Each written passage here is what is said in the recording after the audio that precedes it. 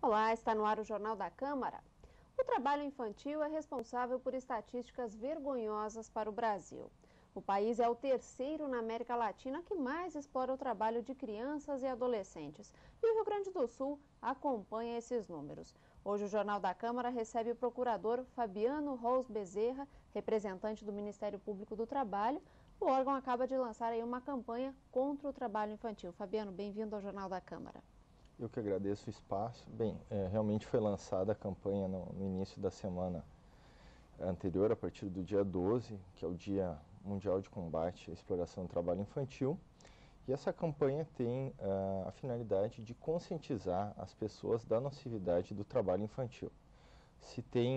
É muito difundida uma visão idealizada do trabalho infantil, ainda infelizmente, que vê no trabalho infantil uma forma de capacitação da pessoa em formação para uma vida futura, quando na verdade as estatísticas e os estudos que constituem consenso na comunidade internacional apontam justamente o contrário. O trabalho infantil gera um futuro subemprego, gera evasão escolar, gera uma série de males que, ao contrário do que pensam essas pessoas, acabam por prejudicar a pessoa em formação. O que é considerado hoje formalmente trabalho infantil? Segundo a nossa Constituição, é proibido todo trabalho com idade inferior a 16 anos, salvo na condição de aprendiz.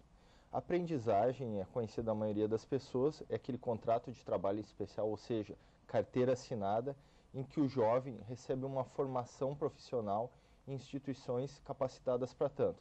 As mais conhecidas são as do Sistema S, Senai, Senac, Senat, enfim, todas essas instituições. Abaixo dos 14 anos, nenhum trabalho é permitido. O estágio também só é permitido a partir dos 16 anos. Além disso, na faixa etária entre 16 e 18 anos, é proibido qualquer espécie de trabalho penoso, perigoso ou insalubre. Além disso, é também proibido o trabalho nas ruas em condições que prejudiquem a moralidade que coloque essa criança, esse adolescente em contato com situações que prejudiquem a moralidade. E qual é a situação hoje no Rio Grande do Sul? A gente tem os dados aqui que seriam cerca de 126 mil crianças e adolescentes em situação de trabalho nessa faixa etária entre os 5 e os 15 anos de idade. Mas quais são os trabalhos mais comuns em que se encontram esses casos? Como o trabalho infantil é proibido, a situação da criança e do adolescente trabalhando, ela é sempre uma situação informal, é sempre uma situação de subemprego, são os piores trabalhos possíveis, trabalhos em lixão, exploração nas ruas e o trabalho doméstico também. O trabalho doméstico nós temos que deixar claro que ele abrange tanto o trabalho em que uma família contrata uma criança ou um adolescente, como aquele que os próprios pais exploram o trabalho dessa criança e do adolescente. Então nós vamos sempre encontrar trabalho formal, não é possível, mas trabalho em situações em que uma empresa funciona formalmente, contratando mão de obra, nós também não vamos encontrar pela proibição. Isso, por mais paradoxal que seja, acaba empurrando essas crianças e adolescentes para uma situação ainda pior. Pois é, como é que é feita justamente a identificação? Tu falaste que realmente é difícil, né? Não vai se encontrar isso formalmente em lugar nenhum, né? A identificação se faz através de denúncias. No âmbito doméstico isso é um pouco mais difícil. Trabalho nas ruas, em lixões, nós temos o Ministério Público e todos os entes que trabalham contra a exploração do trabalho infantil, o Ministério Público do Trabalho, Ministério Público Estadual, conselhos tutelares, outras entidades, conseguem ver essa realidade e tomar providência, embora a solução desses casos, inclusive vamos abordar isso logo adiante, não seja tão simples. Quanto ao trabalho doméstico, só nos resta contar com as pessoas próximas e, acima de tudo, conscientizar as famílias. Essa questão de haver ainda uma condução às piores formas de trabalho é curiosa. O trabalho doméstico é assim também. A criança e o adolescente que trabalham no âmbito doméstico acabam recebendo uma remuneração inferior ao que receberia um adulto, porque justamente o empregador tem essa ideia de que está ajudando essa pessoa. Ele se sente fazendo uma caridade, fazendo uma ação assistencial. e isso acaba perpetuando a exploração e ainda aumentando a exploração. E no âmbito familiar, as estatísticas são de que essa exploração do trabalho acaba levando a outros abusos, né? Com certeza. O trabalho doméstico ele é uma situação com mais risco que as pessoas imaginam. Começa que o ambiente doméstico ele é perigoso, envolve contato com produtos químicos, envolve contato com fogo, sujeição a queimaduras, ele é penoso, ele não é um trabalho que não envolve esforço físico, ao contrário, ele envolve esforço físico.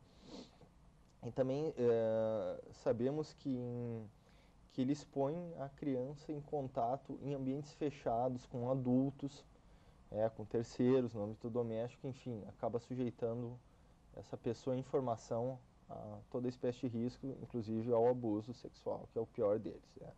A exploração sexual é considerada pela Convenção 182 da OIT uma das piores formas de trabalho infantil, juntamente com outras, como trabalho em lixões, trabalho nas ruas.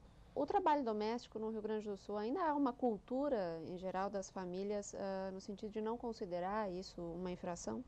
Sem dúvida. Se tem a ideia de que a criança trabalhando no âmbito doméstico está protegido, que nós acabamos de ver que não é bem assim, o Rio Grande do Sul tem uma tradição rural, patriarcal, um estado que até há pouco tempo não tinha uma industrialização mais desenvolvida, foi sempre um estado periférico e essa mentalidade é sobremaneira presente no Rio Grande do Sul.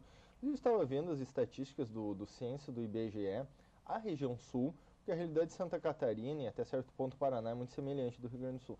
A região sul é a terceira em exploração de trabalho infantil, ficando atrás apenas da região norte e da região nordeste, que são regiões notadamente em desenvolvimento, em situação de, digamos assim, sem termos pejorativos, de subdesenvolvimento dentro da realidade nacional.